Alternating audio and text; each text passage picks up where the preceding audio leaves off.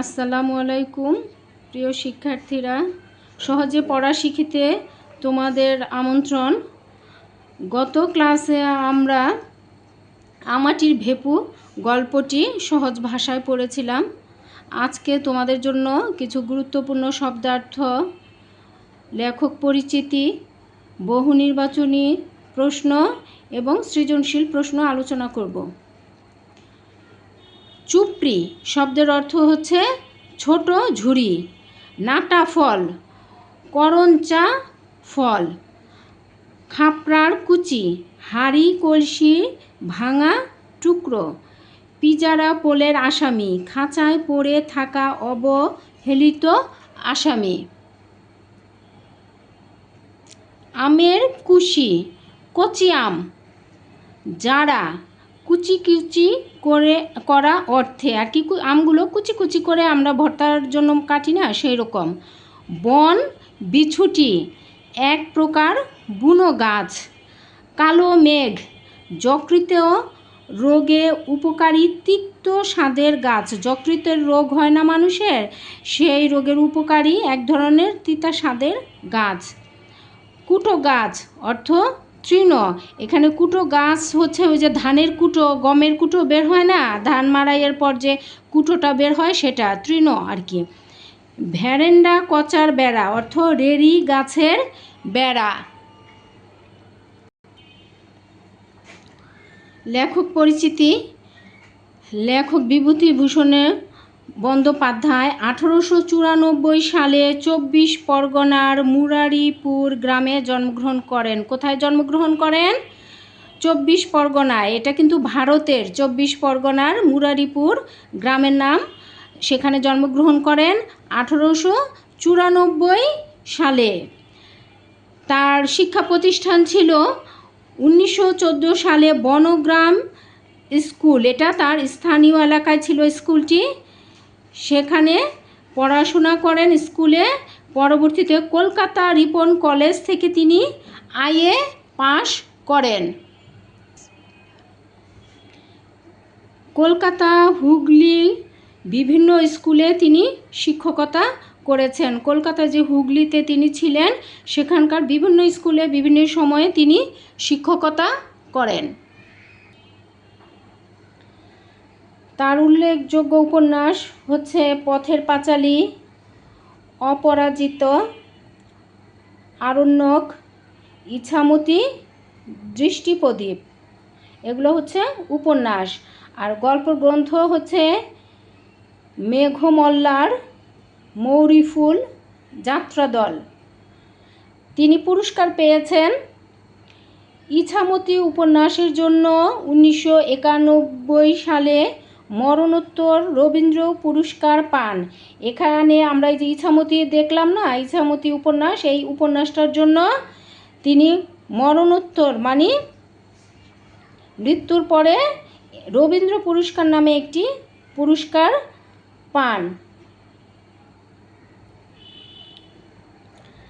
তিনি 1950 সালের 1 সেপ্টেম্বর ঘাটশিলায় মৃত্যুবরণ করেন। এই ঘাটশিলাও কিন্তু ভারতের একটি অঞ্চল। বহু নির্বাচনী প্রশ্ন আমরা প্রতিদিনই পড়ি। আজকে একটু নতুন আঙ্গিকে আমি তোমাদের বহু নির্বাচনী প্রশ্ন নিয়ে এসেছি। প্রশ্ন পড়ব এবং এর সাথে একটা উত্তর পড়ব। 10 ঘরায় বসবাসের ক্ষেত্রে হরিহর পরামর্শ করতে চেয়েছিল কার সাথে? মজুমদার মহাশয়ের সাথে। অপু কলের পুতুলের মতো লুকিয়ে ফেলে। কি লুকিয়ে ফেলেছিল? লক্ষ্মীর চুপড়ির কড়ি। কেন লুকিয়ে ফেলেছিল? কারণ সে তার মায়ের লক্ষ্মী পূজার যে চুপড়ি ছিল সেখান থেকে চুপি চুপি খুলে নিয়েছিল, মা যদি আবার দেখে ফেলে, এই জন্য কিন্তু সে লুকিয়ে ফেলেছিল। অপুকে ডাকার সময় দুর্গার কণ্ঠস্বরে ছিল জড়তা।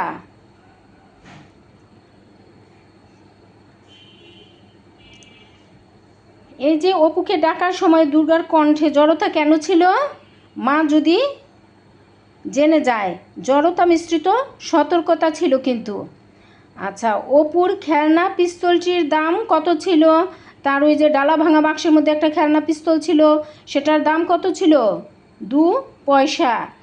গঙ্গা যমুনা খেলার জন্য অপু হাতে নিল, কি নিল? খাপড়া। ওই যে খাপড়া ভাঙা মাটির যে এইগুলো, সেগুলো নিয়েছিল। দুর্গার হাতে ছিল, কি ছিল দুর্গার হাতে? নারিকেলের মালা। নারিকেলের মালা জিনিসটা কি বলো তো দেখি? নারিকেল খাওয়ার পর যে ওই যে একটা থাকে না পাত্রর মতো, সেটাই হচ্ছে নারিকেলের মালা। অপু ও দুর্গার শৈশবে প্রধান হয়ে ওঠেনি দারিদ্র্যের কষ্ট। এই যে তার যে অপু এবং দুর্গার যে একটা সুন্দর প্রাণবন্ত শৈশব ছিল, সেই শৈশবকে কি বাধা সৃষ্টি করেনি? তাদের ঘরে যে দারিদ্রতা ছিল, খাবারের অভাব ছিল, এগুলো কিন্তু তারা কখনো বুঝতেই পারতো না। ভালো খাবার, ভালো জামা কাপড়, এসব তাদের কখনো মনের মধ্যে আসতো না, যার কারণে এই দারিদ্র্যের কষ্ট তাদের শৈশবের দুরন্তপনায় কোনো বাধার সৃষ্টি করেনি। রায় বাড়িতে হরিহরের বেতন কত ছিল? হরিহর তো রায় বাড়িতে কাজ করতো, সেখানে কত টাকা বেতন পেত? 8 টাকা। সর্বজয়া জ্বর আসার কথা বলেছে কখন? চৈত্র মাসে। কার জ্বর? দুর্গার জ্বর। যে চৈত্র মাসের রৌদ্রে দুর্গা এমন রৌদ্রে রৌদ্রে ঘুরে বেড়াচ্ছে, আসলে পরে দেখা যাবে মেয়েটার কি জ্বর চলে আসছে।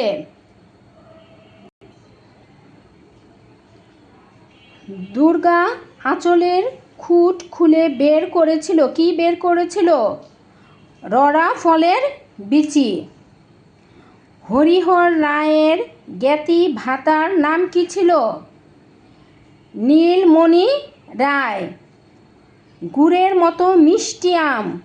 কোথাকার আম গুড়ের মতো মিষ্টি? পটলিদের কাকুরতলির বাগানের আম গুড়ের মতো মিষ্টি।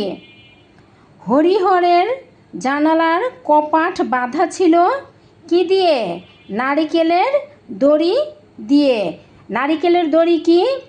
নারিকেল গাছের ওই যে লতা পাতা, তারপর নারিকেলের ছোবড়া দিয়ে এক ধরনের দড়ি পাকানো হয়, সেটাই হচ্ছে নারিকেল গাছের দড়ি। আজকাল চাষাদের ঘরে বাধা, কি বাধা? চাষাদের ঘরে লক্ষ্মী বাধা। অপুকে তেল আনতে দিয়ে দুর্গা পাহারা দেয়, কি পাহারা দেয়? খিড়কির দৌড় পাহারা দেয়। কেন খিড়কির দৌড় পাহারা দেয়? যে কোনো সময় মা চলে আসতে পারেন। আম আটি ভেপু গল্পের মূল সুর কি? চিরায়ত শৈশব। এখানে এই যে দুটি ভাই বোনের যে একেবারে দুরন্তপনা, শৈশবে দুরন্তপনা, এটা কিন্তু এই গল্পের মূল উপপাদ্য। হরিহর বেতন পায় কতদিন পর পর? 2-3 মাস অন্তর। অন্তর মানে পর পর। দুর্গা অপুকে ডেকেছিল কোথা থেকে? উঠোনের কাঁঠাল গাছের তলা থেকে। কোথা থেকে ডেকেছিল? যখন ওই যে আম নিয়ে আসলো কুচি করে, কাঁঠাল গাছের তলা থেকে ডেকেছিল। অপুর কাঠের ঘোড়াটি কেমন ছিল? রং ওঠা। হরিহর গোমস্তার কাজ করে। কোথায় কাজ করে?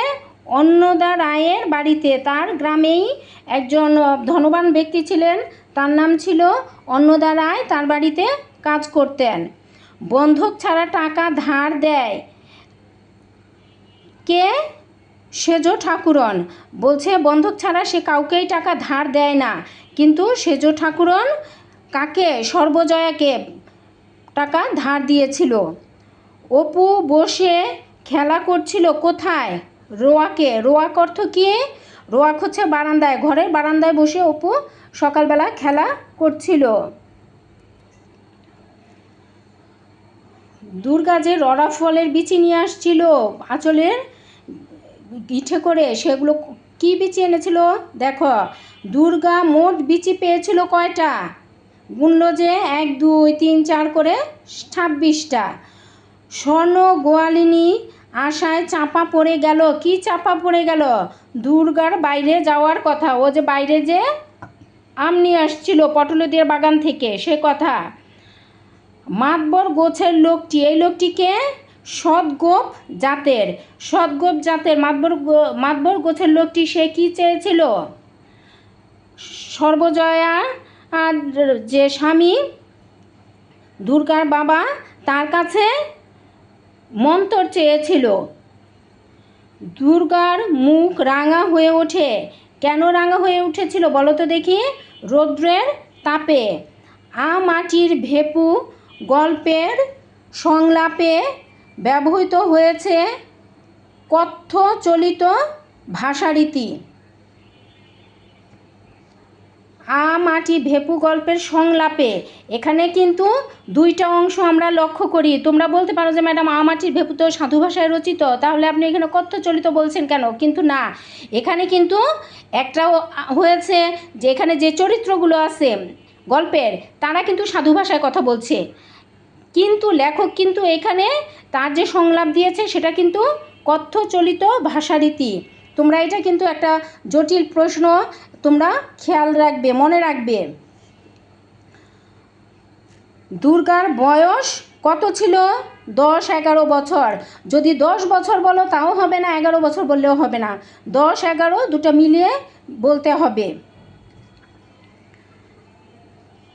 ভুবন মুখার্জির বাড়ি দুর্গাদের বাড়ি থেকে কতটুকু পথ? 5 মিনিটের পথ। ভুবন মুখার্জির বাড়ি দুর্গাদের বাড়ি থেকে বের হওয়ার পর 5 মিনিটের পথ। হরিহর কাজ সেরে বাড়ি ফিরল কখন?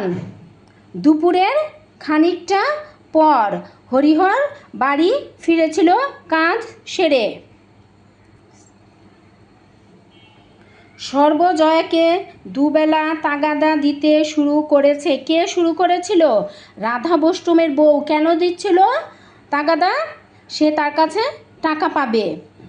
অপুর চোখ ছিল বেশ, কেমন চোখ ছিল? ডাগর ডাগর, মানে বেশ বড় বড়।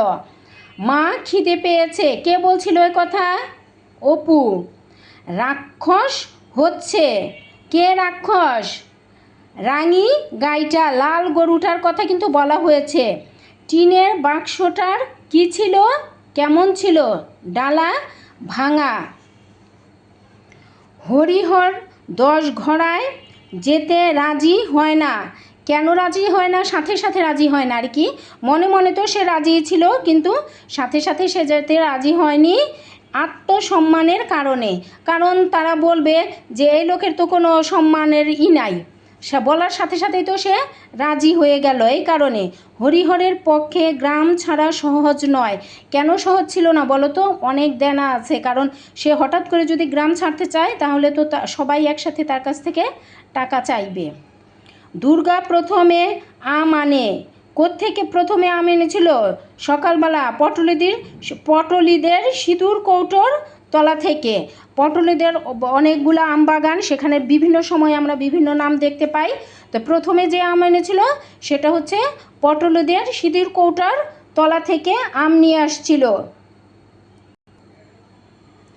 গল্পটি থেকে বিভিন্ন বছর বিভিন্ন সময়ে যে বিষয়গুলোর উপর প্রশ্ন বেশি এসেছে সে বিষয়গুলো আমি তোমাদের কাছে তুলে ধরছি। দেখো, ভাই বোনের গভীর সম্পর্কের স্বরূপ ও প্রকৃতি, এটা কুমিল্লা বোর্ড 23-এ এসেছে। আনন্দ ঘন শৈশবের স্বরূপ ও প্রকৃতি, Comilla board 24, 23, 22, Chittagong board 24, Jessore board 22, Barisal board 24, 23, 22। মাতৃস্নেহের শাশ্বত স্বরূপ ব্যাখ্যা, এটা রাজশাহী বোর্ডের 24 এবং দিনাজপুর বোর্ড 24 সালে এসেছে। নিম্নবিত্ত পরিবারের জীবনযাপন সম্পর্কে ধারণা, এটা Dinajpur board 20, Comilla board 24, 22, Chittagong board 24 এবং বরিশাল বোর্ড 23 সালে এসেছে। এখন এই প্রশ্নগুলোকে আমরা একটু আলোচনা করব।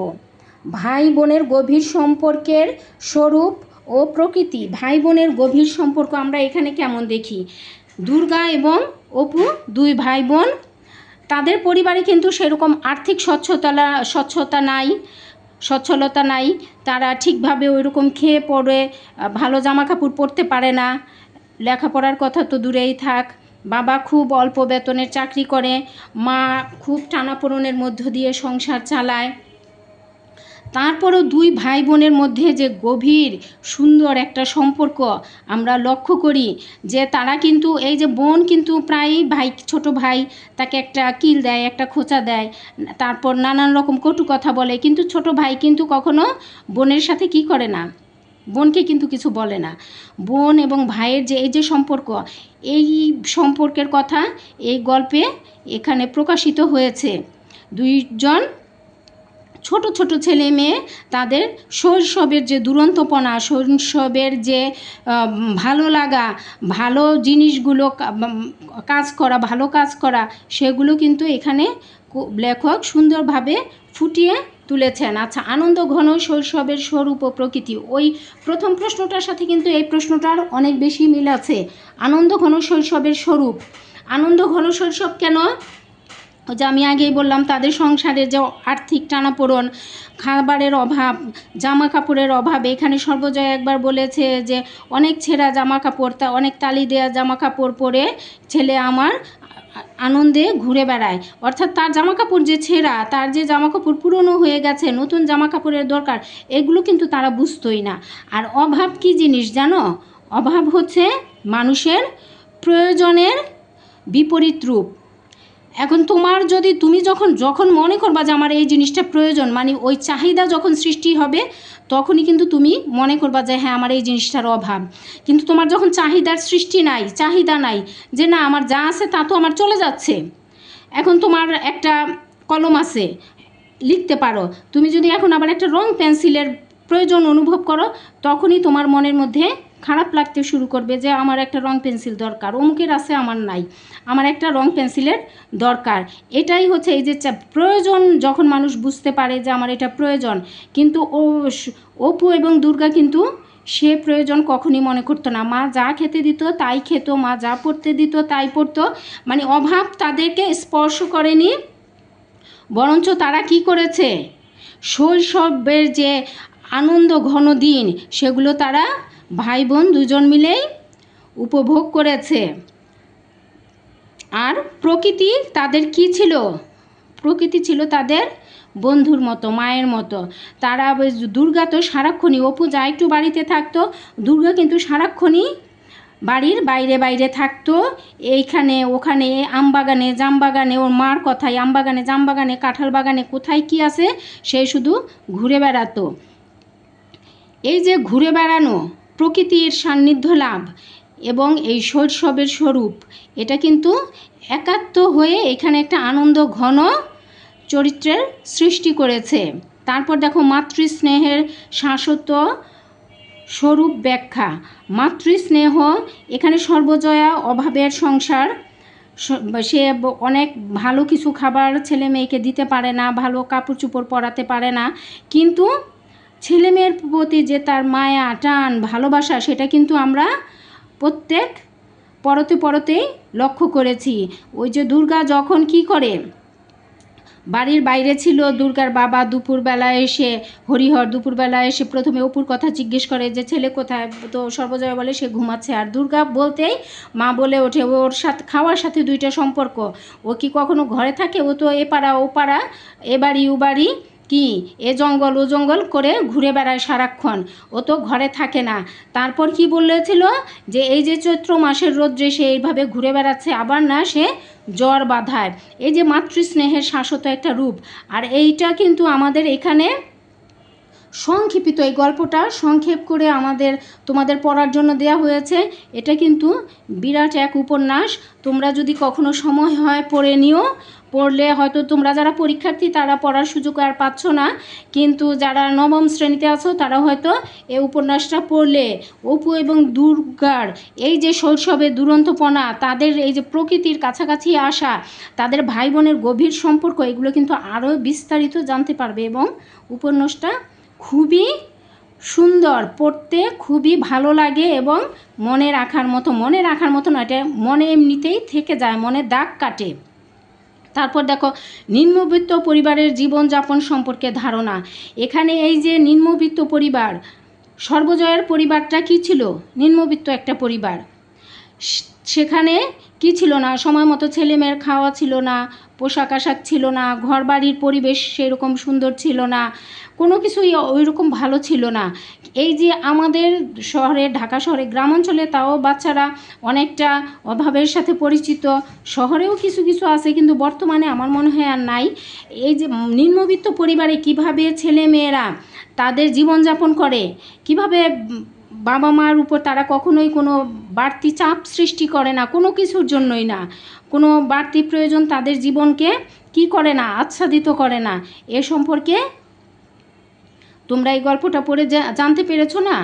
এগুলোই হচ্ছে কি নিম্নবিত্ত পরিবারের জীবনযাপন সম্পর্কে একটা বৃহৎ ধারণা। এই ধারণা থেকে তোমরা লিখলে ভালো নাম্বার আসবে, এখান থেকে ভালো নম্বর আসবে, এখানে কোনো সমস্যা থাকার কথা না, একটু ভালো করে পড়ে গেলেই হবে। এবার আমি তোমাদের জন্য কিছু গুরুত্বপূর্ণ সৃজনশীল প্রশ্ন এবং তার উত্তর আলোচনা নিয়ে এসেছি, তোমরা একটু ভালো করে লক্ষ্য করো। দেখো উদ্দীপকে কি বলছে, আমি মেলা থেকে তালপাতার এক বাঁশি কিনে এনেছি, বাঁশি কই আগের মতো বাজে না, মন আমার তেমন করে সাজে না, তবে কি ছেলেবেলা অনেক দূরে ফেলে এসেছি। এটা একটা বিখ্যাত গানের কথা। এবার আমরা প্রশ্নে চলে আসি।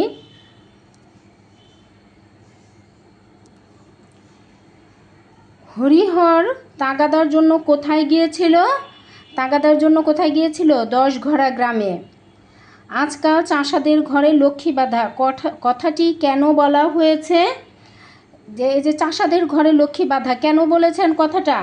বলেছেন যে আজকাল চাষাদের ঘরে লক্ষ্মী বাঁধা, এ কথার অর্থ হচ্ছে চাষিদের আর্থিক সমৃদ্ধির কথা এখানে উঠে এসেছে। সমাজে যারা চাষা বা নিচু জাত বলে একসময় পরিগণিত হতো, তারা তাদের পরিশ্রম দিয়ে নিজেদের ভাগ্যের উন্নয়ন করেছে, ফলে অর্থনৈতিকভাবে তারা সমৃদ্ধ। আর দেবী লক্ষ্মীকে যেহেতু সমৃদ্ধির কি বলা হয়, কাণ্ডারি বোঝানো হয়, তারা ওই যে এইখানে যে হরিহর, তারা কিন্তু দেবী লক্ষ্মীকে সমৃদ্ধির প্রতীক মনে করে সেখানেই তাদের সেভাবেই তারা দিন কি চালিয়ে নেয়। তারা ওইভাবেই তাদের কি ওই যে কাউকে মন্ত্র দেয়, তারপর কারো বাড়ি পুজো অর্চনা হলে সেখানে ছুটে যায়, পূজা করে, এভাবে তাদের দিন চলে। আর যার কারণে এই পূজা অর্চনা, তারপর মন্ত্র দেওয়া, এগুলো ক্রমে ক্রমে আস্তে আস্তে একটু কমে আসছে বিধায় এদের কি হয়, এদের একটু আর্থিক সমস্যা হয়ে যায়। তাই এখানে বলা হচ্ছে যারা ওই যে অর্থনৈতিক উন্নতি করেছে চাষাবাদ করে, তাই বলেছে এখানে যে আজকাল চাষাদের ঘরে লক্ষ্মী বাঁধা। তারপর বলছে উদ্দীপকটি আম-আঁটির ভেপু গল্পের যে দিক নির্দেশ করে তা ব্যাখ্যা করো। উদ্দীপক কোথাকার কোন কি নির্দেশ করেছে আমাদের? যে মেলা থেকে একটা তালপাতার বাঁশি কিনে এনেছে, তাই না? সেই বাঁশিটা কি করছে, এখন আর আগের মতো বাজে না। তো আম-আঁটির ভেপু গল্পে এটার সাথে আমরা আম-আঁটির ভেপু গল্পের সাদৃশ্য মিলাবো, ব্যাখ্যা করব। আম-আঁটি ভেপু গল্প হচ্ছে চিরায়ত শৈশবের একটি বর্ণনা। এখানে গ্রামীণ জীবনের অতি ঘনিষ্ঠ দুটি ভাই বোনের আনন্দময় জীবনের ব্যাখ্যা উঠে এসেছে।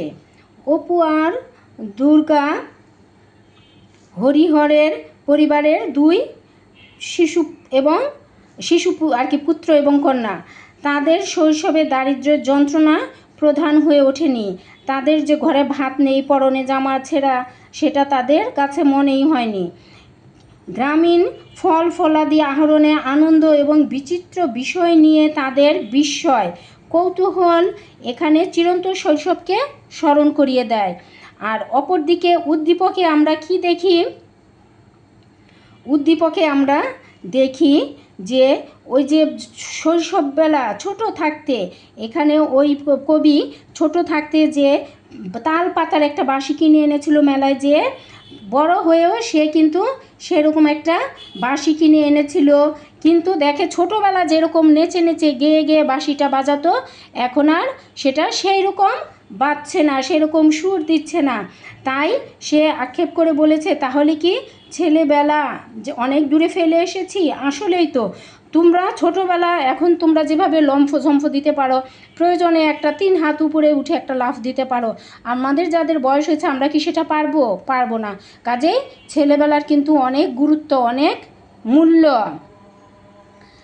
তারপরে বলা হচ্ছে উদ্দীপকটিতে গ্রামীণ দরিদ্র পরিবারের জীবনের দুর্দশার চিত্র অনুপস্থিত, মন্তব্যটি বিশ্লেষণ করো। কেন অনুপস্থিত দরিদ্র চিত্রটা? দরিদ্র, তারা তো দরিদ্র, অবশ্যই দরিদ্র, কিন্তু চিত্রটা কেন অনুপস্থিত? চিত্রটাকে অনুপস্থিত মনে হচ্ছে কেন আমাদের? বিভূতিভূষণের আগে আমরা গল্প আলোচনা করব, পরে ওখানে আসব। বিভূতিভূষণের যে গল্প, গ্রামীণ জীবনের অতি ঘনিষ্ঠ 2 ভাই বোনের আনন্দমুখর জীবনের গল্প, সে গ্রামীণ পরিবেশের হতদরিদ্র পরিবারের সন্তান হচ্ছে অপু আর দুর্গা। তাদের বাবা অনেক কষ্ট করে কি করে সংসার চালায়। আচ্ছা, আজান হচ্ছে, আমরা একটু আজানের বিরতি নেই।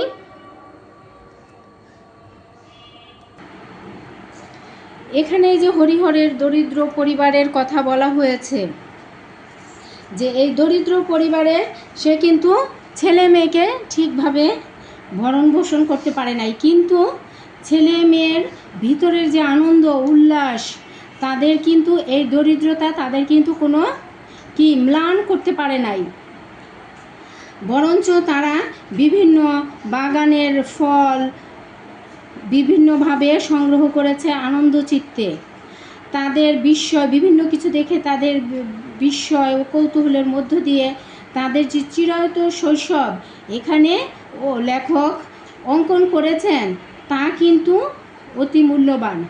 তবে দুর্গার মায়ের ছেলের জন্য জামা কিনতে না পারার কষ্ট, তার বাবার আর্থিক দুরবস্থার মধ্য দিয়ে গ্রামীণ হতদরিদ্র পরিবারের চিত্র এখানে আমরা লক্ষ্য করি। আমাটির ভেপু গল্পের সংসারের দরিদ্রতা কি, যেমন ছোট ছোট 2টি শিশুর আনন্দকে নষ্ট করতে পারেনি, তেমনি তাদের বাগানে বাগানে ঘুরে বেড়ানো, ফল সংগ্রহ করা, ফলের বিচি সংগ্রহ করা, খেলতে বসা, তারপর মায়ের সাথে নানান বিষয় নিয়ে এটা সেটা চাওয়া, এগুলোকে কিন্তু আমরা অনুপস্থিত কি ভাবি না, এটা উপস্থিত আছে সব সময়। অপু যখন কি করেছিল, ওই যে শশা কেটে মা দিচ্ছিল বটি নিয়ে বসে, তখন অপু শশা খাচ্ছিল, দাঁত চোখে গিয়েছে, শশা খেতে পারছিল না। দুর্গা কিন্তু মাকে জিজ্ঞেস করেছিল, মা আর একটু চাল ভাজা কি আছে? অর্থাৎ মা কিন্তু তাদেরকে চাল ভেজে দিয়েছে, সেটাই কিন্তু তারা খেয়েছে। তারা কিন্তু বুঝতে পারে নাই যে কেন এই চাল ভাজা আমরা খাবো। তাহলে প্রশ্নের সাথে আমরা একমত হতে পারি যে এই যে দরিদ্র পরিবারের, গ্রামীণ দরিদ্র পরিবারের জীবনের যে দুর্দশা চিত্র, সেখানে এটা অনুপস্থিত। তারা বুঝতেই পারতো না যে ভালো খাবার, ভালো জামা কাপড়, পোশাক আশাক এগুলো কি। যেহেতু বুঝতে পারতো না, তাদের মনের এসবের অভাব বোধ হতো না, তারা ছিল চির সুখী।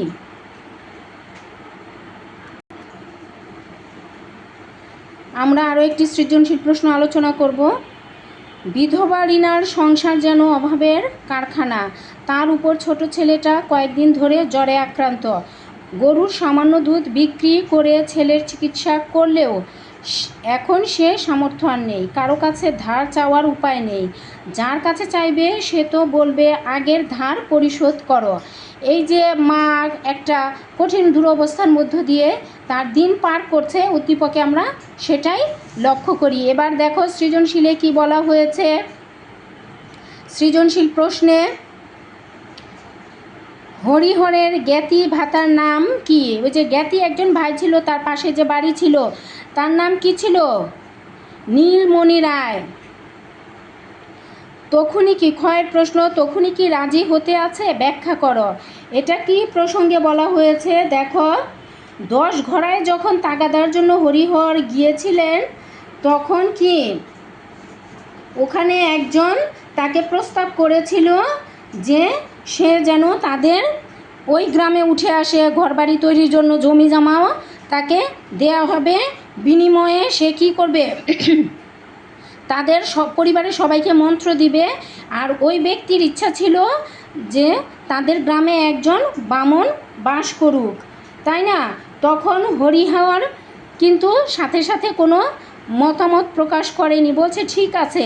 তখনই কি রাজি হতে আছে? তখনই কিন্তু সে রাজি হয় নাই।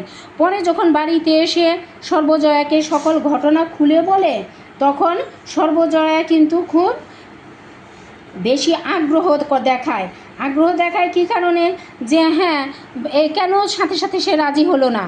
কিন্তু হরিহর বলল যে না, তখনই সাথে সাথে কি রাজি হতে আছে, কারণ ওইখানে নিজের আর ব্যক্তিত্ব থাকে না। সাথে সাথে রাজি হয়ে গেলে তারা ভাববে যে এর একেবারে ঘরের দারুণ অভাব, কথা বলতে না বলতে নিজের গ্রাম ছেড়ে অন্য গ্রামে উঠে আসতে চাচ্ছে। তারপর আবার রাজি হয় না, আরও একটা কারণ আছে। সেটা কি কারণ? যে সে যেই গ্রামে বাস করে সেখানে সে অনেক ঋণে ছিল, অনেকজনের কাছে অনেক টাকা ঋণ ছিল, সেগুলোও তো তাকে শোধ করতে হবে। সে যদি হঠাৎ করে অন্য গ্রামে উঠে যায়, সবাই তো তার কাছে একসাথে টাকা চাইবে। আর সবচেয়ে বড় কথা, তার আত্মসম্মানে বাঁচবে বিষয়টা, যে হ্যাঁ এর তো কিছুই নাই, আসলে এ তো এক গ্রাম থেকে আরেক গ্রামে কথায় কথায় উঠে আসতে চাচ্ছে। এজন্য বলছিল যে তখনই কি রাজি হতে আছে, মানে পরে সে আস্তে ধীরে বলবে। তারপর প্রশ্ন দেখাও, উদ্দীপকে আম-আঁটির ভেপু গল্পের কোন দিকটি তুলে ধরা হয়েছে আলোচনা করো। উদ্দীপকে আম-আঁটির ভেপু গল্পের কোন দিকটা তুলে ধরা হয়েছে? এখানে উদ্দীপকে আম-আঁটির গল্পে আমরা দেখি যে হরিহরের পরিবার একটা কি অল্প আয়ের সংসার। এখানে হরিহর মাসে 8 টাকা বেতনের কি গোমস্তার কাজ করে, তাও আবার সময় মতো সেটা দেয় না। এই জন্য সংসার চালানোর জন্য সর্বজয়া নানান জনের কাছ থেকে ধার দেনা করে, কিন্তু সেটা সময় মতো আবার দিতেও পারে না। আর উদ্দীপকে দেখি যে রিনা বেগমের ছোট ছেলেটার বেশ কয়েকদিন জ্বর, তাদের সেই জ্বরের চিকিৎসা করার সামর্থ্য নাই। একটা দুধের গাই আছে, সে গাইয়ের দুধ বিক্রি করে কি করে, ছেলের কয়েকদিন ডাক্তার দেখিয়েছে, এখন আর সেটাও পারছে না। আবার কারো কাছ থেকে যে ধার করে আনবে সেটাও সে পারছে না। কেন? পূর্বে ধার করেছে, এখন আবার নতুন ধার চাইতে গেলে তো সেটা সে ফেরত চাইবে। এজন্য এখানে আমরা দেখি যে অভাবের দিক দিয়ে কিন্তু দুইজনেরই সমান মিল রয়েছে। আম-আঁটির ভেপু গল্পে সর্বজয়ের সংসার যে অবস্থা, আর্থিক অসচ্ছলতার কারণে রিনা বেগমেরও পরিবারের সেই একই অবস্থা। এখানে দুইজনের সংসারের দৈন্যদশাই এক, কাজেই দুই সংসারেরই এখানে সাদৃশ্য। ওখানে উদ্দীপক এবং আম-আঁটির ভেপু গল্পের কি সাদৃশ্য বিদ্যমান, আমরা এই কথা বলতে পারি। আচ্ছা, উদ্দীপকের রিনা কি আম-আঁটির ভেপু গল্পের সর্বজয়ার প্রতিচ্ছবি? দেখো, এবার সর্বজয়ার কথা বলা হয়েছে যে সর্বজয়া কি তার প্রতিচ্ছবি কিনা, মানে একে আরেকজনের সমকক্ষ কিনা বা একই রকম কিনা। সন্তানের প্রতি ভালোবাসা, দারিদ্র এবং পারিপার্শ্বিক অবস্থার সূত্রে উদ্দীপকের রিনা বেগম আম-আঁটির ভেপু গল্পের সর্বজয়ারই প্রতিচ্ছবি। আম-আঁটির ভেপু গল্পে সর্বজয়া দরিদ্র ব্রাহ্মণ হরিহরের স্ত্রী। হরিহরের অভাবের সংসারে সে কোনো রকমে দিন চালায়। ধারের টাকা ফেরত দিতে পারে না, পাওনাদাররা বাড়িতে এসে কি করে, পাওনা চেয়ে যায়। তবুও সর্বজয়া হাল ছাড়ে না, সন্তানদের মুখ চেয়ে সে অনেক কষ্টে শিষ্টে সংসার এগিয়ে নিয়ে যায়। আর উদ্দীপকে দেখো বিধবা রিনা বেগম জীবনযাতনার যাতাকলে একেবারে নিষ্পেষিত। তার স্বামী নাই, সংসারের ছোট ছেলেটার তার খুব জ্বর, সে ডাক্তার দেখাতে পারছে না, গরুর দুধ বিক্রি করে কয়েকদিন দেখিয়েছে, এখন আর সেটাও সম্ভব হচ্ছে না। এখানে আমরা এখন দেখি কি যে সর্বজয়া এবং উদ্দীপকের রিনা বেগমের শাশ্বত পল্লী মায়ের বৈশিষ্ট্য তাদের মধ্যে ফুটে উঠেছে। সর্বজয়া যেমন শত অভাবের মধ্যেও সন্তান দুটিকে আগলে রেখেছে, তাদের মুখে অন্ন তুলে দিতে তা কষ্ট হলেও সে তার জন্য যথেষ্ট চেষ্টা করেছে, ধার দেনা করেছে, তেমনি রিনা বেগমও তার সংসারের হাল ধরেছে। অভাব তাদের দুজনের সংসারেই রয়েছে। অভাবে ছেলে মেয়েকে নতুন জামা কাপড় কিনে দিতে পারে না, ভালো মন্দ খাবার খাওয়াতে পারে না। এই দিক থেকে দুইজনেই কিন্তু একে অপরের কি প্রতিচ্ছবি। এখানে সর্বজয়া এবং রিনা বেগম দুইজনেই অভাবের প্রতিনিধি হিসেবে আমাদের কাছে ধরা দেয়। তাই আমরা বলতে পারি এই বিবেচনায়, এই সমগ্র বিবেচনায়, গল্পের সমগ্র এবং উদ্দীপকের বিবেচনায় রিনা বেগম এবং আম আঁটির ভেপু গল্পের সর্বজয়ার প্রতিচ্ছবি সহজেই প্রতীয়মান করা যায়। মানে দুইজনেই একই চরিত্রের অধিকারী। দেখো আরও একটি সৃজনশীল প্রশ্ন এবং তার উত্তর আলোচনা। এখানে উদ্দীপক আমরা পড়ি, আমরা কজন দুষ্ট ছেলের দল গাছের তলায় গড়েছি মোদের আস্তানা, পাঠশালায় শাসন বারণ ভেঙেছি মেলা, বড় দিঘির পানিতে ভাসিয়েছি ভেলা। আর দ্বিতীয় নম্বর উদ্দীপকে বলছে, নুন আনতে পান্তা ফুরোয়, চাল আনতে ডাল, মাসের মধ্যে কেনা হয়ে ওঠে না আদা পেঁয়াজ আর ঝাল। এই উদ্দীপক আমরা পেলাম, একটা হচ্ছে ছোট ছেলে মেয়েদের দুরন্তপনা, আরেকটা হচ্ছে পরিবারের অভাব অনটন। আচ্ছা, এবার দেখি আমাদের কি প্রশ্ন, এ বিষয়ে আমরা কি প্রশ্ন পাই। রোয়াক কি? রোয়াক হচ্ছে ঘরের বারান্দা। তুই তো একটা হাবা ছেলে। এখানে হাবা ছেলে একথা বলার কারণ কি? হাবা ছেলে কে? হাবা ছেলে হচ্ছে দুর্গার ছোট ভাই অপু, সর্বজয়ার ছেলে অপু। কেন সে হাবা? দুর্গা যখন মা কার কাছতে গিয়েছিল খিড়কির দৌড় দিয়ে, তখন দুর্গা বাড়ি থেকে বের হয়ে যেয়ে আম কুড়িয়ে নিয়ে এসেছিল এবং সেগুলো চিকন চিকন ফালি করে কেটে একটা নারিকেলের মালাই করে এনে কি করেছিল, কাঁঠালতলা থেকে অপুকে ডাক দিয়েছিল। অপু যখন সকালবেলা খেলছিল তার ডালা ভাঙা টিনের বাক্সের মধ্যে যে খেলনা ছিল সেগুলো দিয়ে, তখন দুর্গা অপুকে কি বলেছিল যে মা তো নাই ঘরে, তুই কি করবি, একটু তেল আর নুন নিয়ে আয়, এই আমের কুশি জারাবো এবং তোকেও খেতে দিব। অপু তখন ঘর থেকে নুন আর তেল নিয়ে এসেছিল। পরে কিন্তু একটা লঙ্কার কথাও বলছিল, লঙ্কার গুঁড়ো, কিন্তু সে আনতে পারে নাই, কারণ সেটা অপু হাত দিয়ে নাগাল পায় না।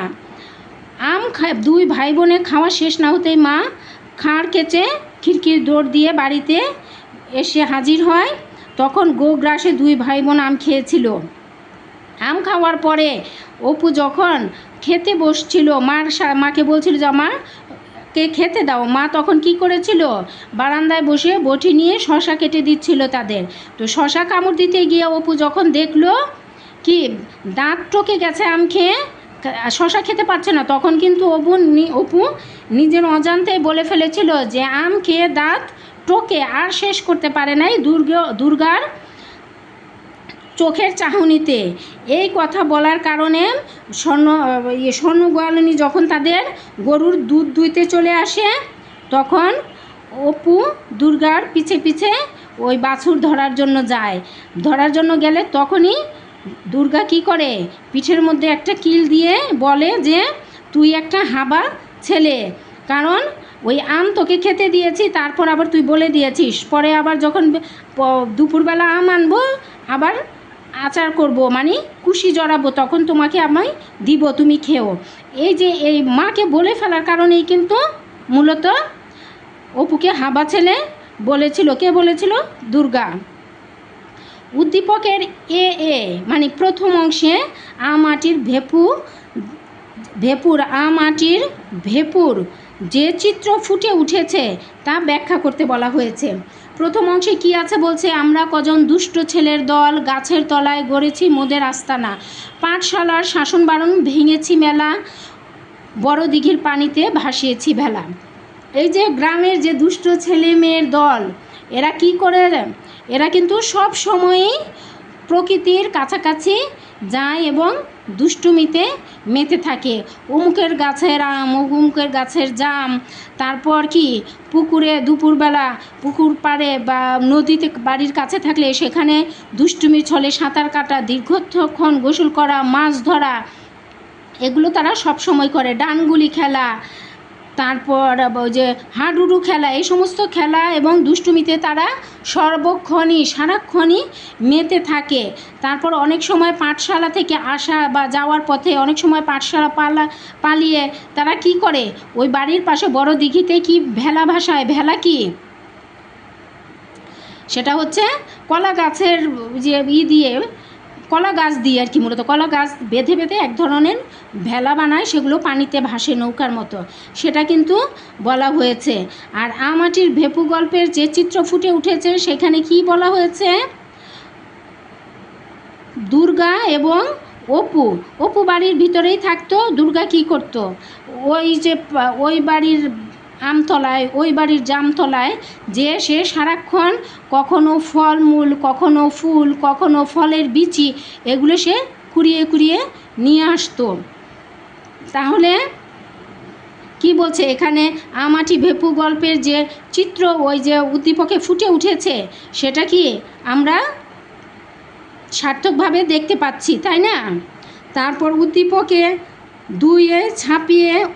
দুইকে ছাপিয়ে উদ্দীপক একের ভাবার্থ যেন আমাটির ভেপু গল্পের প্রাধান্য বিস্তার করেছে। মন্তব্যটি বিশ্লেষণ করো।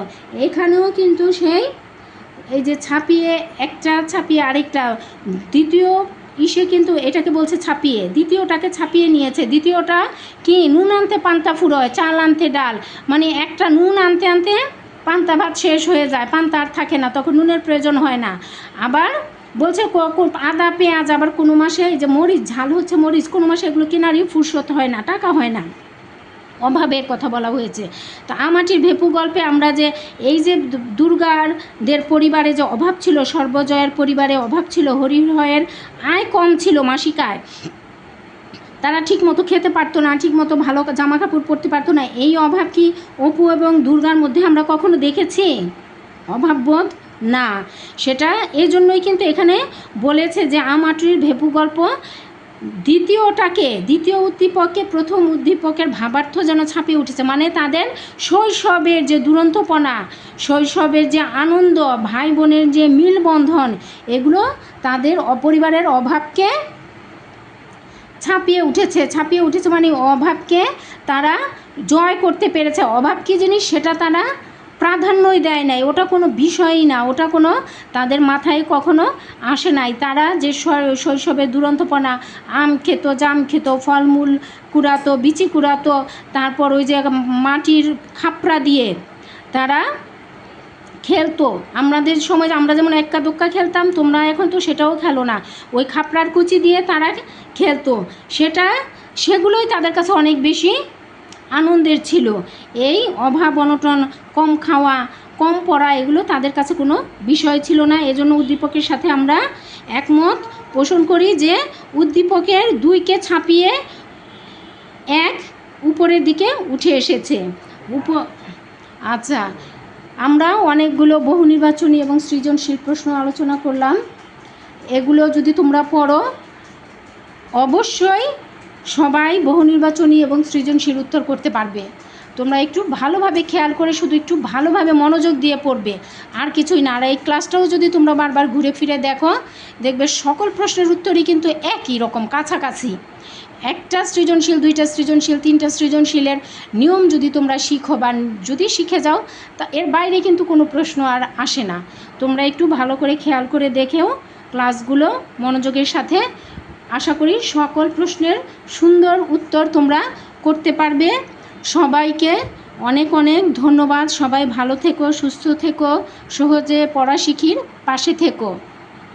সবাইকে